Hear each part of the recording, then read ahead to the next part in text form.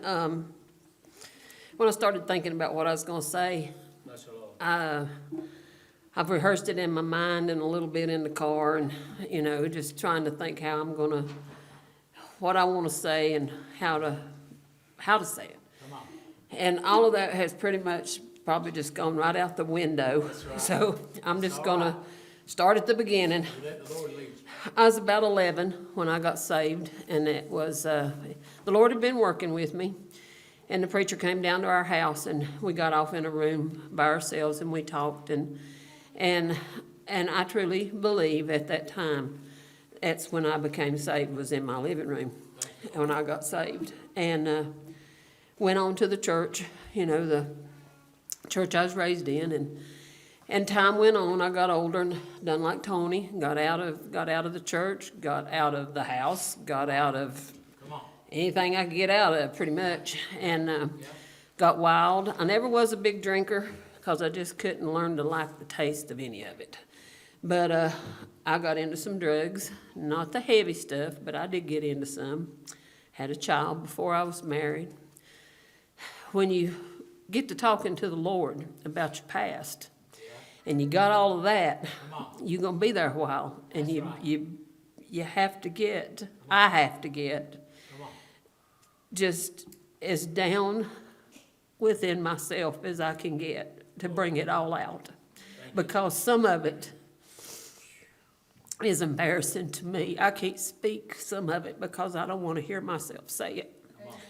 So when that's the case, that's when I have to give it all to the Lord. That's right. I can't speak it, Come on, Mary. but He hears it. Come on. I know He knows Yes. what Yes, I'm he saying. does. Hallelujah.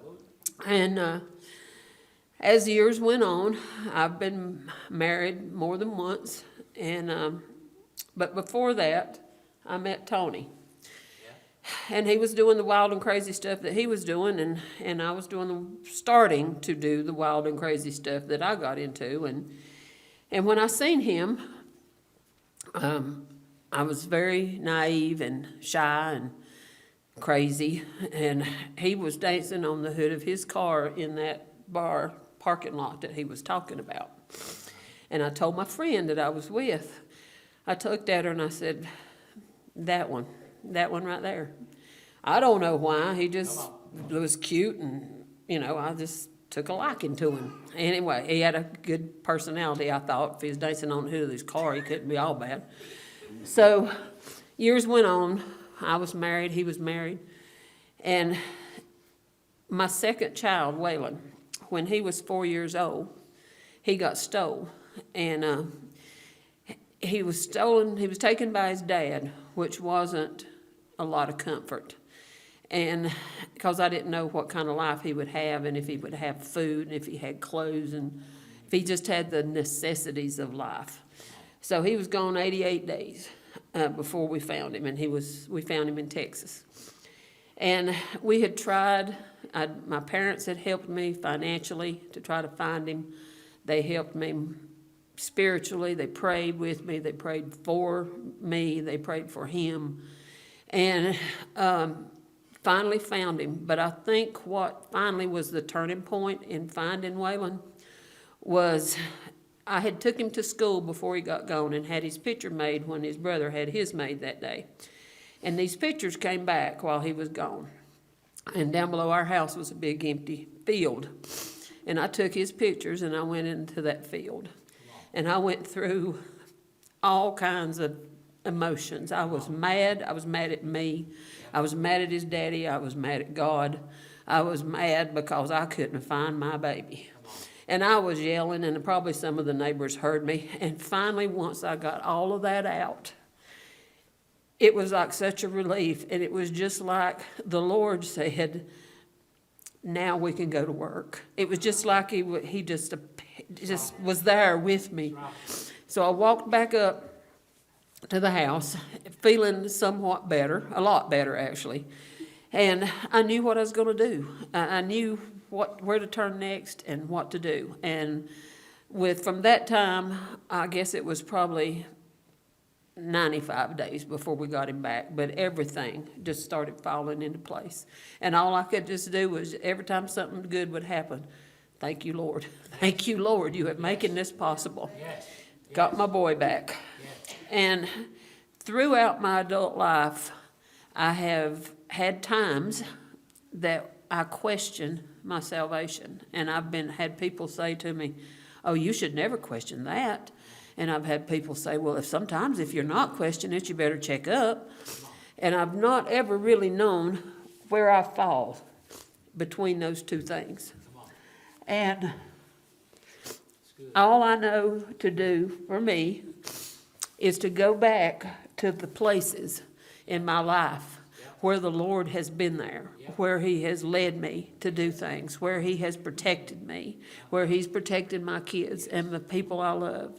Because when I pray those prayers for protection or for whatever I was praying for, he would not have answered them if I had not been saved and had that line with him. And there's been several examples, but one day I was wrecking my vehicle on a curvy road, and it started to flip, and I just took my hands off the steering wheel, and I just said, protect me, Lord.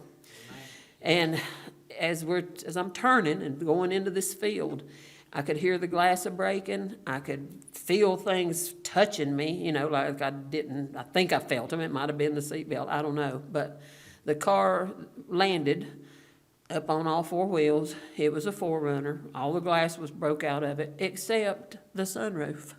And I had the inside part open, that I could feel my head kind of, never have worn my seatbelt tight, but I could feel myself touching it when it would flip. It never broke.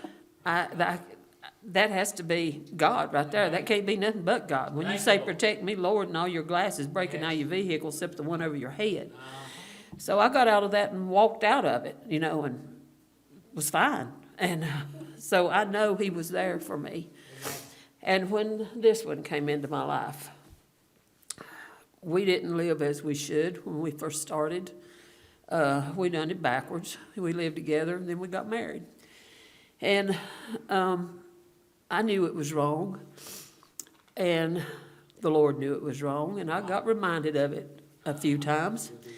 And I told him if he wanted to go to church with me. I was still going to church, but I wouldn't. I was going to church, but I was guilty. I was just feeling guilty. And they would ask me to do things at church, and I wouldn't. I just wouldn't. I just went. And I told them, I finally told one person, I said, I can't. As long as I'm living the life I'm living, I can't do anything here in this church at all. I just couldn't do that and put that image out to little kids, which is what I liked to work with at the time. I just couldn't do it. So he wouldn't go with me to church, and we hadn't decided to get married. And I wasn't at the giving up point on either one, but I finally quit asking him to go with me. I'd get up and get ready to go, and he'd tell me, he had said, when I'm ready, you'll know it.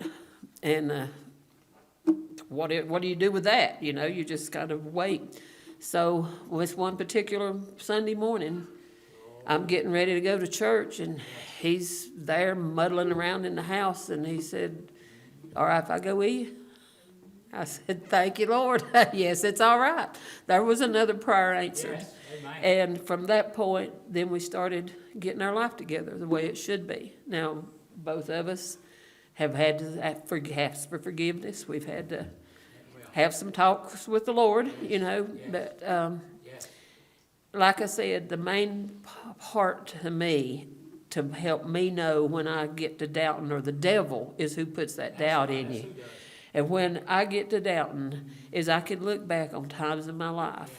I can look back on protect me, Lord. Come on. And I didn't get hurt. Yes. I didn't get a scratch.